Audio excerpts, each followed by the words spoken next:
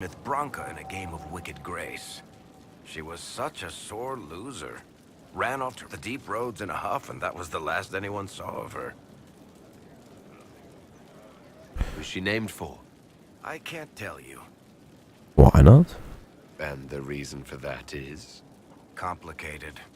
It's the one story I'll never tell. We just have to leave it at that. Oh, Thanks, Varric. No problem.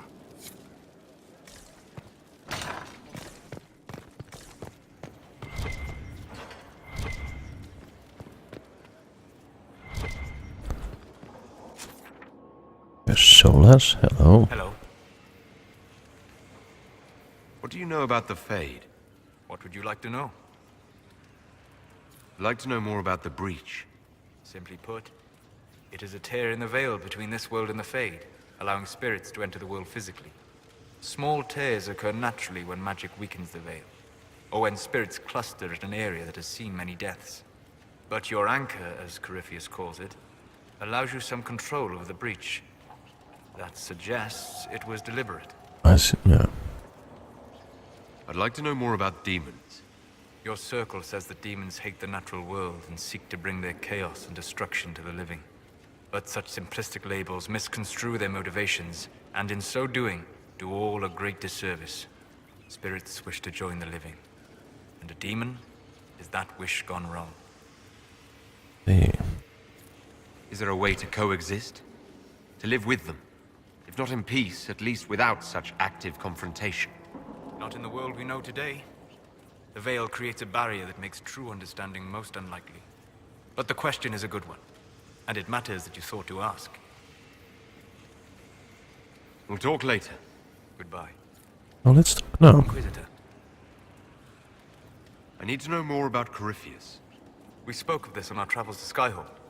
What more can I tell you? Cassandra and Varric seem more familiar with their adversary. Well, I respect you. You've given me good counsel before. I could use some now. My apologies, Inquisitor. My poor manners shame me. I claim no secret wisdom, but I will guess as best I can. I'd like to know more about the orb he carries. As I said, that must be the means by which he created the breach. I suspect the blast that destroyed the Conclave was more accident than anything. The result of unlocking power that had sought release for ages. What I cannot understand is how he managed to survive such an explosion. You said that you believe the orb is Elven. I never would have believed a Tevinter mage could unlock such a powerful relic. It clearly enhances his abilities, giving him access to power he should never have known. Yeah. Like the power to control the Archdemon. Indirectly, one assumes. Nothing in any law connects my people to the old god dragons who became archdemons. What can you tell me about the source of Corypheus's power? According to the law, the ancient Magistars of Tevinter received guidance from the old gods. Corypheus commands a false archdemon, a corrupted old god. This suggests he no longer sees himself as their minion. Some of his unique power comes from the corruption of the Blight. The rest may come from the orb he carries. Next. What do you think Corypheus will do next? Kill us. Shamed him when you destroyed Haven. Spoiled his glorious victory. It would be worse to acknowledge that you had done so. He must continue on his course or show weakness. He will return to his plans to throw Olay into chaos, and then conquer it for Tevinter. You're sure that's what he'll do? As certain as is possible. Assuming I can plausibly predict a man who seeks to rise to godhood. And can you? The key is understanding this. No real god need prove himself. Anyone who tries is mad or lying. His deception will undo him, as it has done countless fools before. I'd like to know more about you, Solus. Why? You're an apostate. Yet you risked your freedom to help the Inquisition. Not the wisest course of action when framed that way. I appreciate the work you're doing, Solus. I just wanted to know more about you. I am sorry. With so much fear in the air. What would you know of me?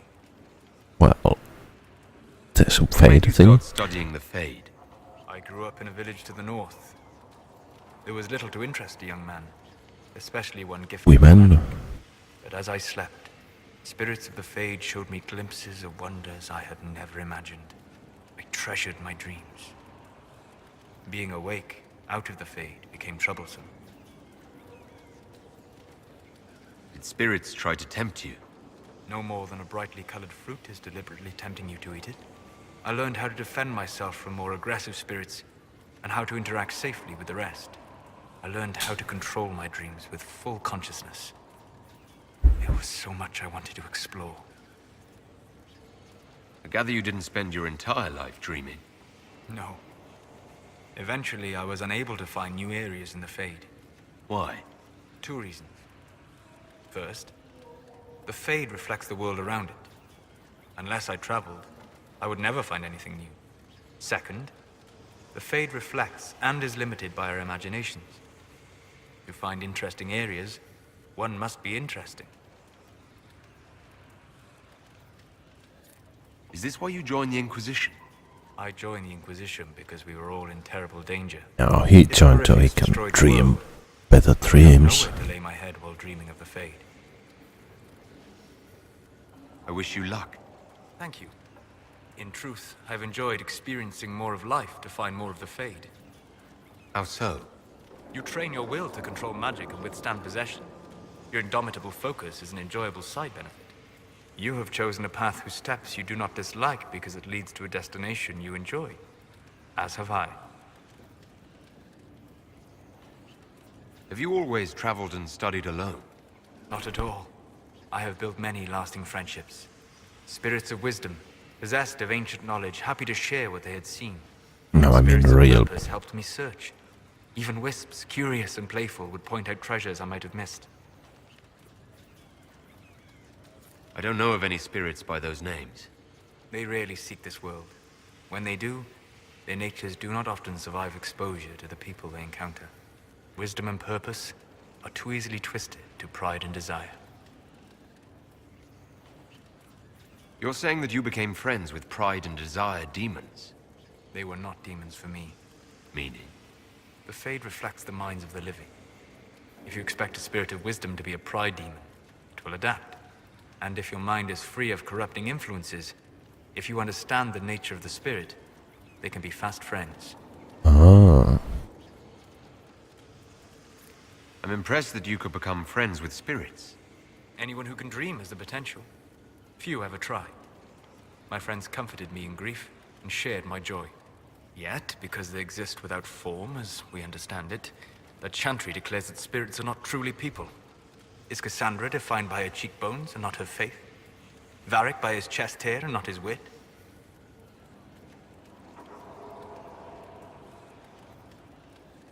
I Let's hadn't thought about it that way. But I see your point. Thank you. Few are willing anything to get entertain the such an approval event. up. You said you traveled to many different places. This world, or its memory, is reflected in the Fade. Dream in ancient ruins, and you may see a city lost to history.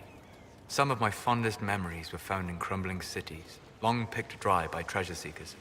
The best of the battlefields. Spirits press so tightly on the veil that you can slip across with but a thought. Oh. Any place in particular? I dreamt at Ostagar. I witnessed the brutality of the Darkspawn and the valor of the Ferelden warriors. I saw Alistair and the hero Ferelden light the signal fire, and Loghain's infamous betrayal of Kaelin's forces. Ah. I've heard the stories. It would be interesting to hear what it was really like. That's just it. In the Fade, I see reflections created by spirits who react to the emotions of the warriors. One moment, I see heroic wardens lighting the fire, and a power-mad villain sneering as he lets King Kaelin fall. The next, I see an army overwhelmed and a veteran commander refusing to let more soldiers die in a lost cause. You can't tell which is real. It is the Fade. They are all real. We'll talk later. Goodbye.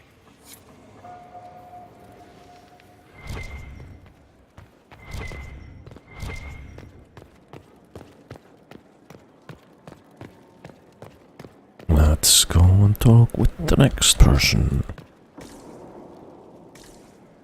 Who is Dorian? Brilliant, isn't it? One moment you're trying to restore order in a world gone mad. That should be enough for anyone to handle, yes? Then, out of nowhere, an archdemon appears and kicks you in the head. What? You thought this would be easy? No, I was just hoping you wouldn't crush our village like an anthill. Sorry about that. Archdemons like to crush, you know. Can't be helped. It's Am I crazy. speaking too quickly for you? The attack was unexpected. We're all rattled. I'm not rattled. I'm the hero of this tale. No, I'm Why the isn't hero. Corypheus after you? Good point. Does that make me a lackey? That's dangerous work. I always assumed the Elder One behind the Venatori was a Magister. But this is something else completely. In Tevinter, they say the Chantry's tales of Magisters starting the Blight are just that. Tales. But here we are. One of those very Magisters, a dark spawn. Who does the Imperium say started the Blight? You know how it is. Not us. They say Darkspawn were always there. Magisters and the Blight aren't even related. Is that a Right. surprise? No one wants to admit they shit the bed. But if Corypheus is one of the Magisters who entered the Black City and he's Darkspawn, what other explanation is there? Why does that make you angry? Because the Imperium is my home. I knew what I was taught couldn't be the whole truth, but I assumed there had to be a kernel of it, somewhere. But no, it was us all along. We destroyed the world. You didn't do anything. Those men did. 1,000 years ago. Yeah. True, except that one of them is up and walking around right now. Not to mention I have idiot countrymen who would happily follow him down that path again. No one will thank me, whatever happens. No one will thank you either. You know that, yes?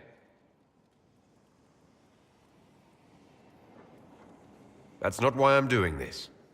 I knew there was something clever about you. All I know is this. Corypheus needs to be stopped. Agreed. Men like him ruined my homeland. I won't stand by and let him ruin the world.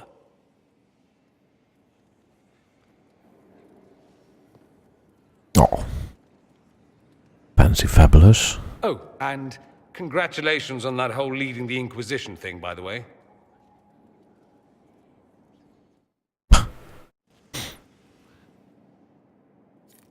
I'm told you have Alexius researching magic for you.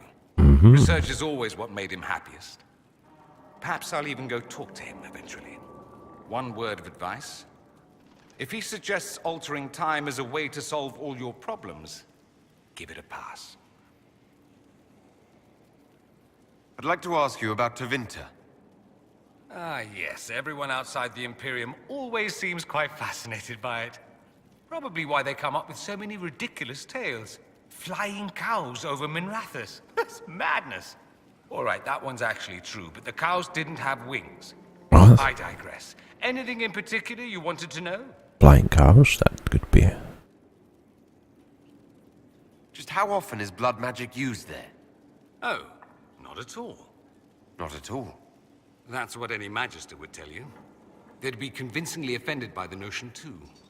Of course, what people call blood magic here, and what we consider blood magic, are two different things. What's considered actual blood magic in Tevinter? Blood magic isn't inherently dangerous. Using your own blood or that of a willing participant, what's the harm? The problem is that what's permitted only gets you so much power.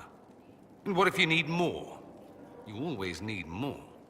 That's where we get into sacrifices and demon summoning. None of that is done. Not officially. Behind closed doors, it's a different story. Real blood magic can give you an edge, a leg up against your opponents. It's safe to assume that any mage of rank does it. The rest are quietly shut out of power, to put it bluntly. You'd think the Templars would object. I imagine they did, long ago. Once, their investigations might have been sincere. Then their balls were cut off. Too inconvenient. Nowadays, only the friendless are accused. Most of them probably innocent. There must be some mages who oppose this. Of course. I do. and I'm not entirely alone. Occasionally, there'll be a Magister who makes noise, and then the reform talk begins. All very patriotic.